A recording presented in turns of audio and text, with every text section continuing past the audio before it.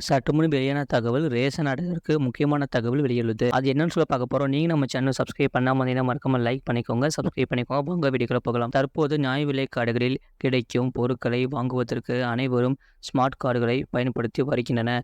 சாமானிய மக்களுக்கு உதவும் வகையில் தமிழக அரசு எண்ணெய், அரிசி, சர்க்கரை, மண்ணெண்ணெய், பருப்பு போன்ற பொருட்களை மானிய விலையில் வழங்கி வருகிறது. இதற்கு பயன்படுத்தப்படும் ஸ்மார்ட் கார்டுகளில் உள்ள விவரங்கள் அனைத்தும் சரியானதாக இருக்க வேண்டும். அப்படி இல்லை எனும் பட்சத்தில் அவற்றை ஆன்லைனிலேயே சரி செய்து கொள்ளலாம். இந்த பதிவில் உங்கள் ஸ்மார்ட் கார்டுகளில் ஏதேனும் பிழைகள் இருந்தால் அவற்றை எவ்வாறு சரி செய்வது என்பதை குறித்து பார்ப்போம். அரசாங்க ஆவணங்கள் எதுவாக இருந்தாலும் சரி, அவற்றில் உங்களுடைய பெயர், முகவரி போன்ற விவரங்கள் சரியானதாக இருக்கிறதா என்பதை உறுதிப்படுத்தி கொள்ள வேண்டும். தமிழ்நாட்டில் வழங்கப்படும் ஸ்மார்ட் கார்டுகள் வெளி பச்சை நிறம், வெள்ளை நிறம், காக்கி நிறம் போன்ற கலர்களில் வருகின்றன. ஒவ்வொரு கார்டும் ஒவ்வொரு குடும்பங்களுக்கு பிரத்யேகமாக வடிவமைக்கப்பட்டுள்ளது. உதாரணமாக, காக்கி நிற ஸ்மார்ட் கார்டுகள் காவல்துறை அதிகாரிகளுக்கு வழங்கப்படுகிறது. உங்கள் ஸ்மார்ட் ரேஷன் கார்டில் திருத்தங்களை செய்வது எப்படி? அதற்கு முதலில் அதிகாரப்பூர்வ TNPDS இணையதளத்தை பார்வையிடவும். பெனிஃபிஷரி பட்டனை கிளிக் செய்யவும். உங்கள் பதிவு செய்யப்பட்ட மொபைல் எண்ணை என்டர் செய்து ரெக்வஸ்ட் அண்ட் OTP என்பதை கிளிக் செய்யவும்.